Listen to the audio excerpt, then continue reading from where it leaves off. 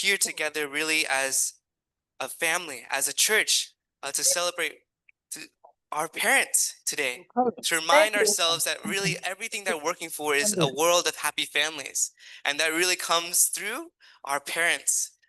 So today we're going to have some testimonies. We're also going to have a lot of activities and a lot of things to look forward to, whether it be the Nerf gun war, the water sports outside for the kids, or even just parents having some time for each other. I hope that today will be really a nice refresher and also a really hopeful reminder that despite all the things that are going around right now, that we can create heaven on earth still when we are together with our heavenly parent, with our true parents, together with as one family.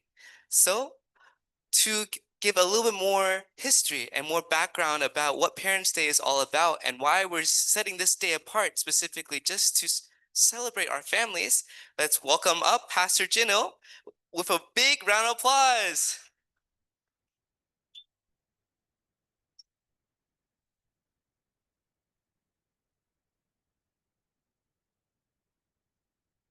Good morning, everyone.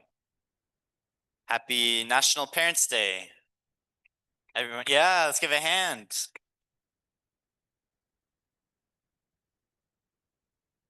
So every fourth Sunday of July, we celebrate National Parents' Day. Does everybody know that? Yeah, some people don't, some people do. So National Parents' Day is actually an official federal holiday, signed into law by Congress. And National Parents' Day is sponsored and supported, based upon the vision of true parents. So back in 1994, I believe, there was an effort by our true parents, true father and true mother. We celebrate our fathers on Father's Day. We celebrate our mothers on Mother's Day, but we believe that it's very important and essential to honor the role of the parent itself. And the parent really represents God, right? The parent being both the father and the mother, and that heart of loving your children unconditionally. So, based upon the vision of our true parents, many of our members, we worked with many congressmen and legislators. Yes, thank you. And there was a bipartisan support with 223 co-sponsors to officially sign the legislation making National Parents' Day an official federal holiday. And in 1994, President Bill Clinton signed it into law. So it is an official federal holiday. Yeah. So on this day, we celebrate and we uplift the role of parents and the central role of parental love in raising up children, in raising up good citizens of a nation and good citizens of a world and a strong and healthy society.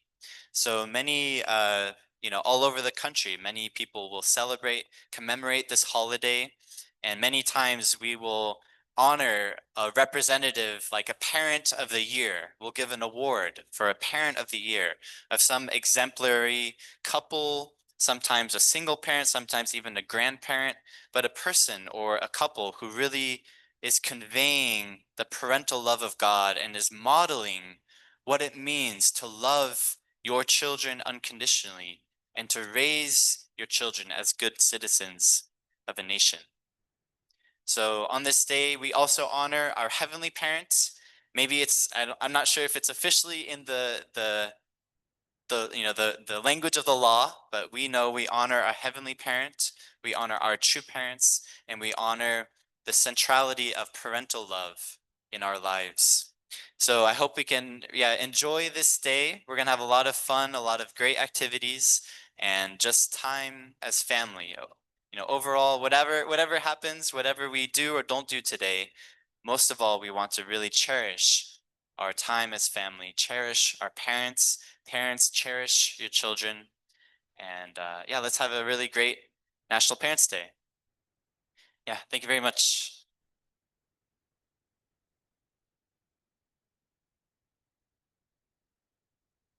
Thank you so much again, Pastor Jino, for telling us a little background on National Parents Day. I wasn't aware of it myself. I knew it existed, but I didn't know actually our movement was something that actually pushed for it, and I'm very grateful to be part of that. And now to really get into the main part of the service, we would like to have some testimonies from actually parents themselves. Some are young, some are older, but I think they all offer a perspective of what it's like to really not only be a parent, but also as they grow to take care of their own family, be reminded of their own parents' love. So today, first we would like to welcome our brother Hiro to not Hiro Norisato, but a different Hiro for the first testimony. Wait, Pastor Jino is double checking. Let's see, they're here. If not, oh, they are here. Okay, just outside. See, they're already just great parents, right? Just taking care of their children. So when they come in, guys, want to surprise them with a little big round of applause? Give them some gratitude for all the hard work that they give to their family? Okay, let's welcome from the back over there, our amazing brother Hiro. And representing him and his wife, yes, he'll be coming up to share today with a special guest. All right, floor is all yours. Do you want a mic stand? Do you need a mic stand?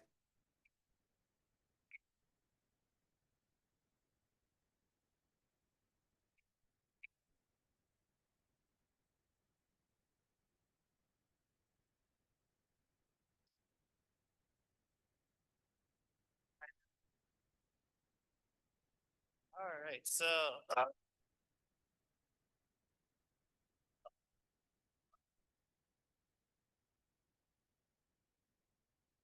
morning, everybody. My name is Hiro. My wife Emily's in the back. This is my son Mitsuki. So let's see.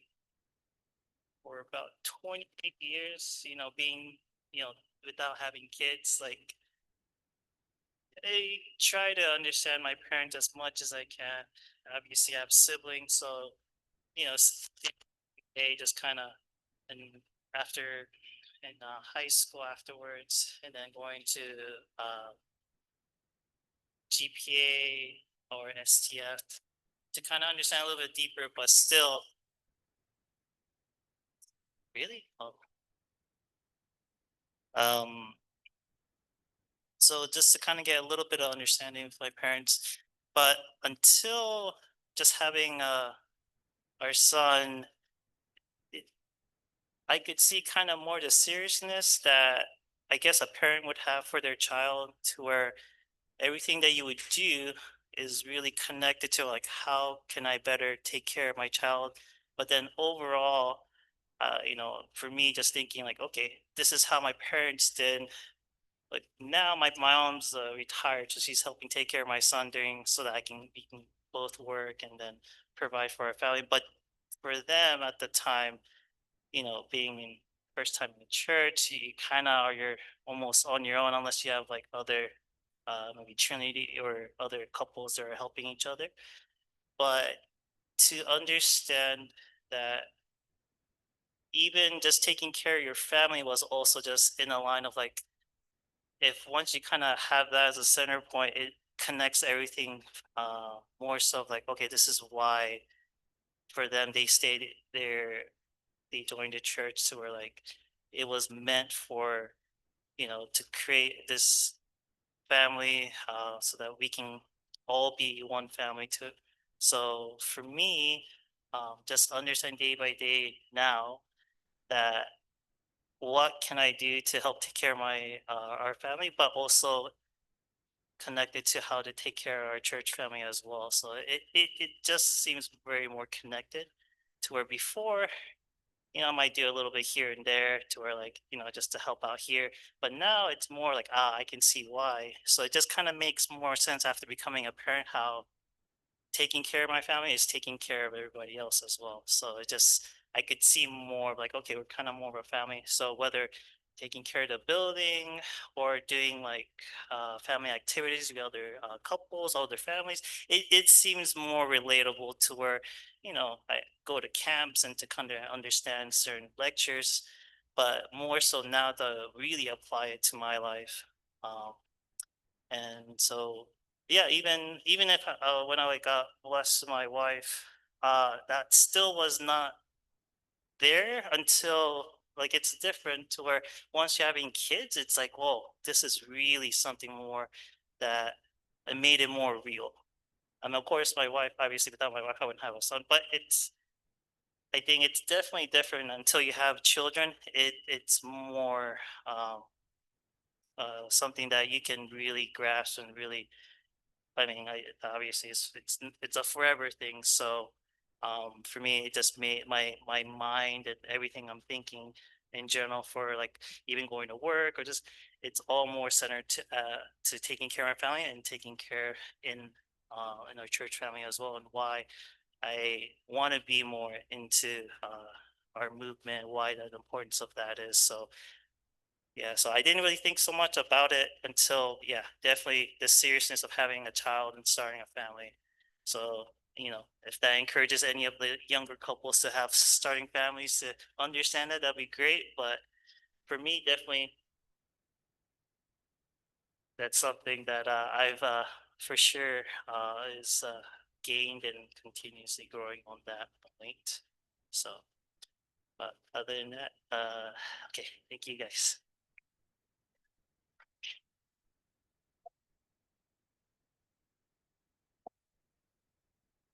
Okay. Uh, and Maybe next time. But yeah, let's give another round of applause to our brother Hiro Ando. Right. I think his testimony really embodied everything that a parent is going through, right? Giving, doing multiple things at once, but not just because they're forced to, but really out of genuine love and care, no matter how tired or maybe preoccupied they are. So really, thank you so much for that. And he was able to give a very clear experience, a clear testimony from what it's like to be a young parent, getting into that position of growing into a heart where they learn to love more, invest more in everything that they do. And now we'd like to also invite another parent who's just a little bit older, but still very much so young in heart, someone who has really offered himself a lot for us and definitely a elder for our community that always guides us sincerely. So let us welcome with a big round of applause our Reverend Hernandez.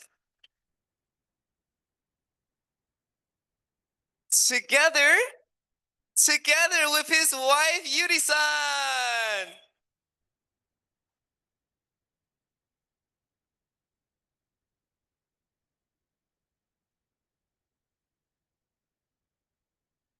Well, good morning, everyone. Happy Parents' Day.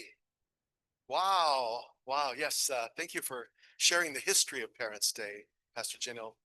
Yeah, a lot of people don't realize that it wouldn't have even gone into Congress without the vision and the efforts of our true parents, Reverend Sun Myung Moon and Dr. Hak Jahan Moon. And to be alive when that was, put into law. Some of you weren't born in 1994, which is great. Well, first of all, I want to introduce you to my second Messiah, my second Savior. So actually, when I was asked by Janil to share testimony about how have true parents really amplified or helped me understand the vision for family, I wrote down 4 things. What's on the banner behind me? The family is the school of love. It's said really easily, but what does it mean? And the second point being, my spouse is my second Savior or my second Messiah. Messiah meaning anointed one. I'm not saying she's Jesus, right? She doesn't look like Jesus, but her heart does. Her heart is the heart of a motherly Jesus. So what does that mean? The family is the school of love. We have this on our banner behind us, but actually the principle of creation, which was revealed by Jesus to our founders, really helps us understand that the family is the place where we are meant to really be not just educated here, but educated in experience all the dimensions of love. And so the principle breaks them down into 4 realms of heart. So the realm of parental love, right? Actually, it starts actually from the child, from children's love, and then the child growing up and having, developing eventually brother-sister love, conjugal love, and then parents' love. So each one of those loves are so critical because the love of a child to our parent, we call that a vertical love, right? It's the love that a child has for their parent. And I'm sure most teenagers here went through a period of time when they thought their parents could never do anything wrong, right? Their parents were perfect. And sometimes when you become a teenager, you realize, wow, I see a crack, and they're not perfect. But really, when you think about the heart, not just the head, they have been making so much effort to be, that fully perfect parent. But again, with their imperfections, as all human beings have. Then the brother-sister love is that love that we have for our elder brothers and elder sisters. And Yuri and I, when we were raising our children, we really tried to tap into this education about the 4 realms of heart. Because who here is a parent? Raise your hand if you're a parent. Right, so you have your first child. Are you assured that you're going to have a second child? Or a third child? You're not. Like Hiro was just here. He's just on his first child, his first child. You don't know if you're going to be blessed with a second child and a third child. And we are meant to pour everything into that first child. But also prepare them for the possibility of a second and a third child, right? So in our family, really tried to prepare our eldest son, our eldest child, so that he could understand that we love him no matter what, but most proud of him when he would love his younger brothers and sisters, right? When he would love his younger brothers and sisters, and then take that example of loving brothers and sisters outside to the world around him so that he could love other children if they were younger than him. And also, if he had older brothers and sisters, look up to those brothers and sisters, or an older daughter looking up to her older brother, or brother looking up to his older sister. Anyway, those dynamics of relationship are so central to the other title on the banner is in Korean. It says Cheonilguk, right? Which is heaven's kingdom of peace. In English, we say the kingdom of heaven on earth, or the kingdom of God. The kingdom of God actually starts when 2 become 1. And that is the parents, the father and the mother becoming one through parenthood and giving birth to their children and raising those children. So I'm so grateful to the life of true parents. I'm fortunate because I had parents, my parents who raised me were very dedicated to each other. And as a child, I would look at my parents and I would say, I want to have that when I grow up. I want to have that when I grow up. I really wanted to have that kind of relationship and also have that quality of family. This morning, as I was reflecting, and I'm sure Yuri would echo it, when we look at our children, I feel like we succeeded in raising 6 children who live the 4 realms of heart. They live with an attitude that they love and respect their elder siblings, appreciate them for all they've invested in them, and also to their younger siblings as well. I think because our heavenly parent's dream is to be our parent, the parent of all humanity, right? He has to work through us as parents of our children. So I'm so grateful to be a parent. I'm so grateful. I wouldn't have been able to be a parent by myself, would I? I just want to share is that when we become first time in the parent was in 1984. That time, many parents have to put the children to the daycare because first Korea, many families sacrifice the children. So mommy go out witnessing. So when we become first son born, we have to put in the daycare. So after maybe 6 months, or 5 months, 6 months, we have to take the time we had Colorado, Ohio, we had a daycare. So we take to the son to put in the daycare. It was very, very painful too. You know, first we become parent, but we have to not to be with, I cannot nurse, I cannot be with him. But I remember that was when we start to become a parent. And then the next, when children grown up, my second son, after high school, he want to join to the Marine. I said, why you want to join the Marine? You're going to die. No. You can join the Marine. So he stayed around a couple of years, but then he could accept join the Marine. He want to go in infantry front line.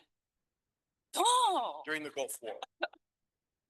but he was a tall. So luckily, he become Flag bearer. flag bearer. So he become Washington D.C. 2 years. He was that time Obama become president. He was like holding a American flag.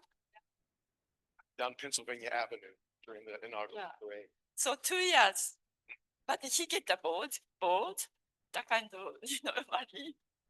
So he want to change. So he become LA. He went to the LA. Then after he become lifeguard, like a coast lifeguard. So he went to like Oriental, like a Thailand and Indonesia. So then 4 years he finished. I'm so glad. I feel really heavenly parent, really God's really protect and guide. And he have now fireman and beautiful 2 daughters. I'm so grateful. I'm so grateful to my husband. I can become a wife and grateful to my children. I can become mother. And, yeah, very grateful. And we can become parents. Thank you. And just to help.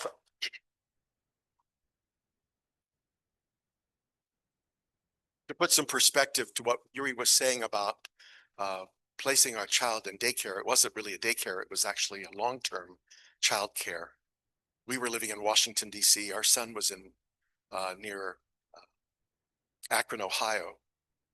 And it was during the time that our founder, the Reverend Dr. Samya Moon, was in prison under false charges, but he was in prison, and we wanted to experience a common suffering with him and his family.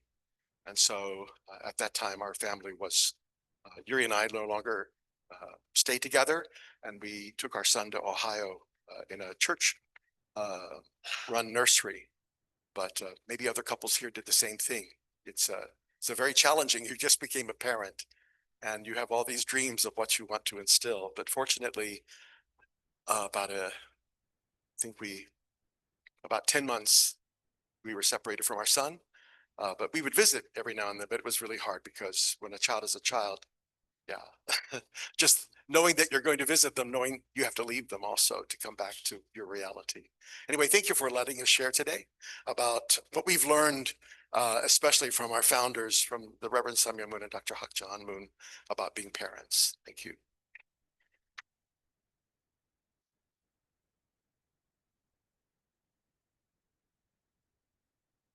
Wasn't that such an amazing testimony? Let's give them another round of applause. Yeah, there's when I look at all the parents in this room, I could only begin to imagine the type of stories you guys have had, not only with your spouses, but also with your children.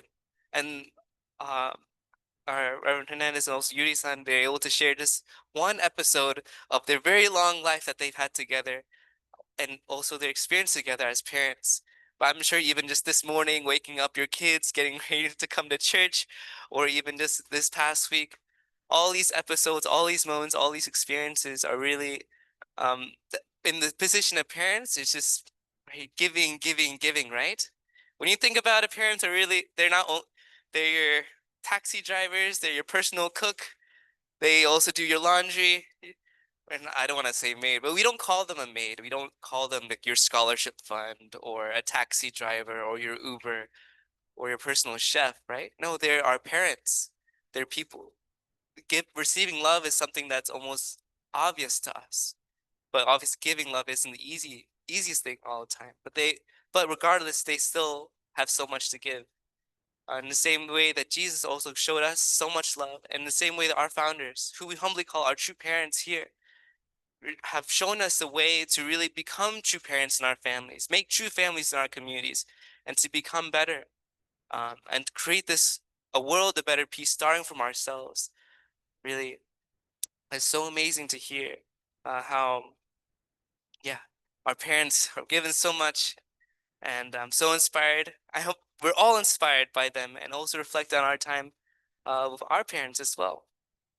And to have that extra time of reflection, we would like to offer a few minutes, around 7 minutes actually, to write a letter to our true parents.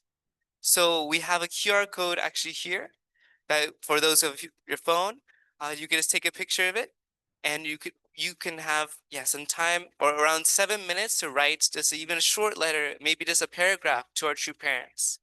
Or if not, then at least just for yourself, to write for your own parents, whether it be an actual written note if you'd like to do that, or even just a text message, just to say, hey mom, hey dad, thank you so much for all you did. And just to have a heart, a reflection, and also gratitude towards them. So right now is 11:21, and we'll have 7 minutes of. Actually, before that, I just want to share a few words. I was gonna go later, but I'll share them now before we go into our letter writing. So, anyways, yeah, thank you so much for our testimonies from Hiro, from Reverend Hernandez. Yeah, on this day, we reflect on our appreciation for our own parents. We reflect on our appreciation for true parents.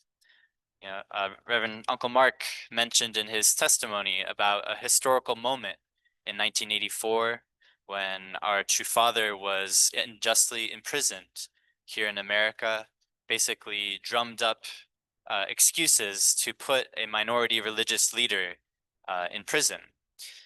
Many of us may have heard that right now our true mother is going through some difficulties in Korea. There's been an article and a memo that was shared from our national president. Has anyone read or seen those letters or memos that have many people, not everyone.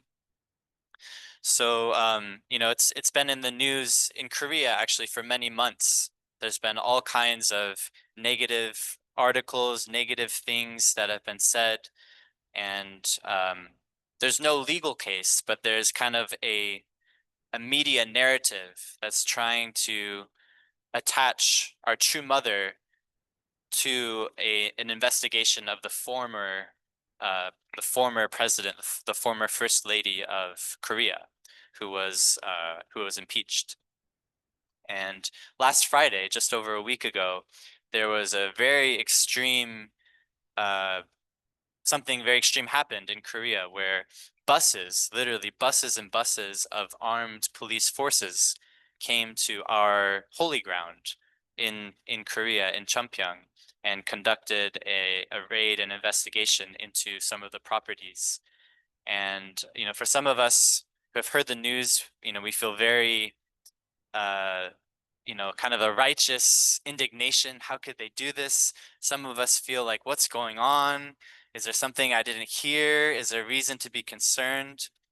And, Reverend Dunkley, I hope for those of you who haven't had a chance to read, please read those letters, there's one memo that's shared for all of our Family Federation members. And there's also a public op-ed article that's being published in the Washington Times.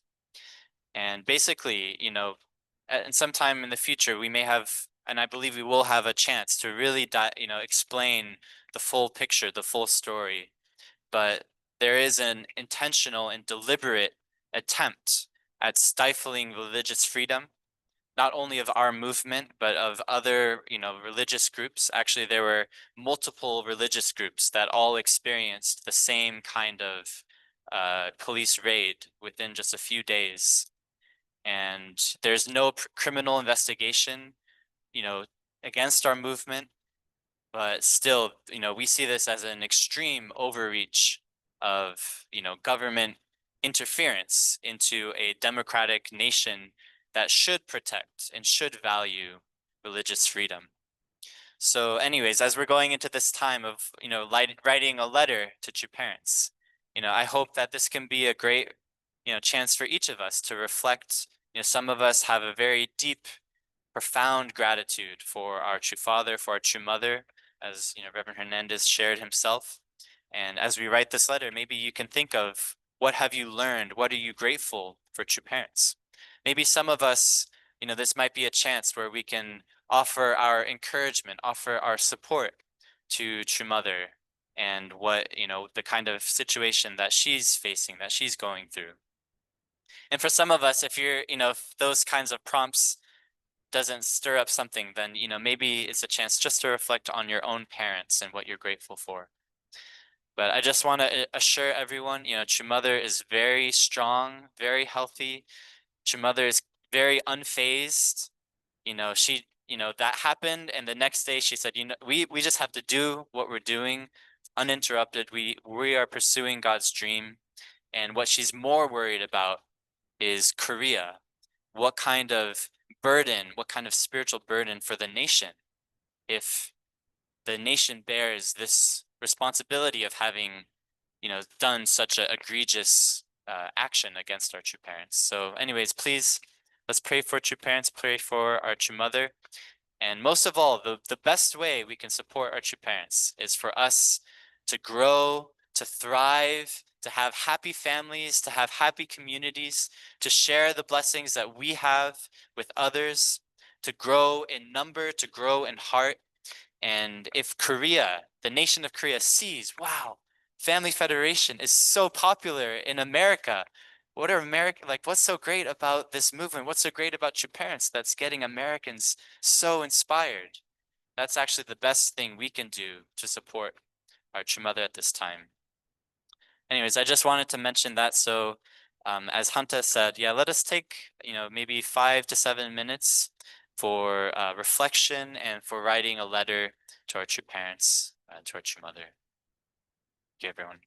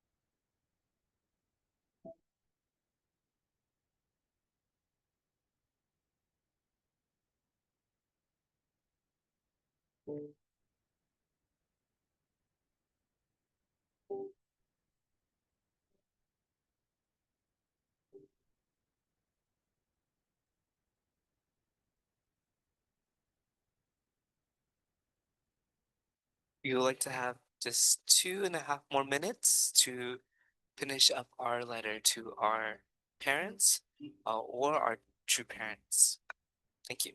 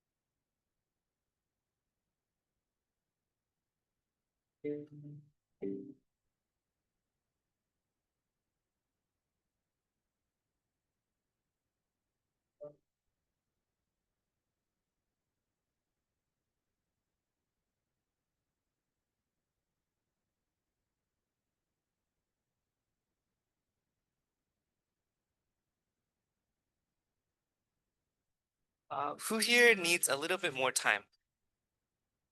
You think Then we'll just give 1 more minute.